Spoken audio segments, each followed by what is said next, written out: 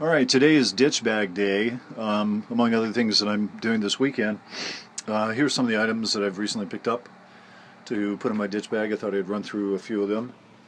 I just recently purchased this Tool Logic knife. It's black anodized. It's got a serrated edge on it.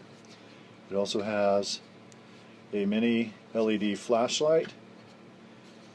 And where the flashlight goes in, this pulls out and it strikes up against a part of the blade that's already folded up, and is a magnesium fire starter. It has a built-in whistle on the side here, so you blow through those two holes. It's a locking blade, and it opens with one hand. So besides that, I'm going to also get a really nice multi-tool, so I'll have pliers and an awl. Parachute cord. This is a glow-in-the-dark parachute cord. Lasts up to 8 hours on a charge, so that if you tie a tarp or anything up in the woods, if you have to ditch and go to shore, this will glow in the dark. Smaller bundles of parachute cord. So I have 150 feet of parachute cord. There's a pocket limb saw. 2 rings on it, and a friend of mine told me last night, he said take and tie some of the parachute cord onto here and you can use that to saw back and forth.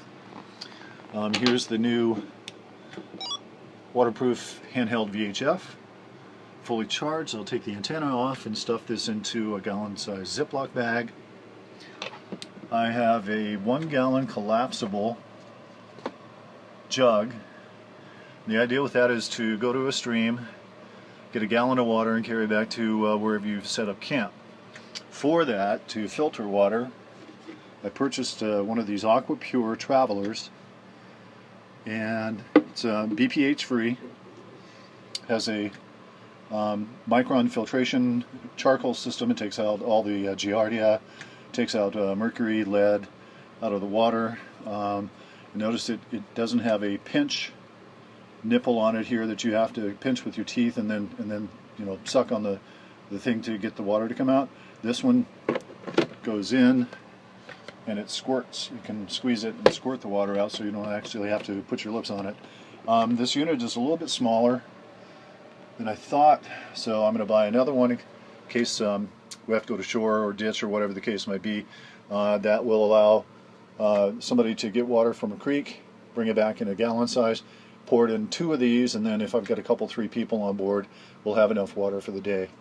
I want to thank Sean Boyley for turning me on to the fact that they make these sealing lids called a Gamma Seal. It has an O-ring in it, and it goes on top of a 5-gallon bucket. The bucket is used for bailing. It's also used for washing the deck off if you've cleaned some fish or crab or whatever the case might be. What I have done in the past is taken my ditch bag and stuck it in the 5-gallon bucket. For some reason my ditch bag got water in it. I think I left the top open. I'm not sure on that. I did pressure test it here last weekend. Didn't have any leaks in it at all. So what I'm going to do now is put the ditch bag into the 5-gallon bucket, and then that O-ring seals up. There's another O-ring up underneath here where this snaps onto the lid. As you can tell, I like painters, what they call painters, so I have a line from my ditch bag that I can snap onto myself, and of course another painter on the bucket, so that when you throw it on the side of the boat you can get the water out. I'm going to change the handle out. I never have trusted these metal handles. What I'll do is up underneath this lip, there's room to put, right here, some rope through. So I'll drill some holes in here, put a length of rope up and around and over with a beaner on top of it. The only other things I need for my ditch bag right now, I'm going to wait till payday to get about a 15 by 15 tarp. I'll also get some power bars or some survival food, just enough to last for a couple of 3 days.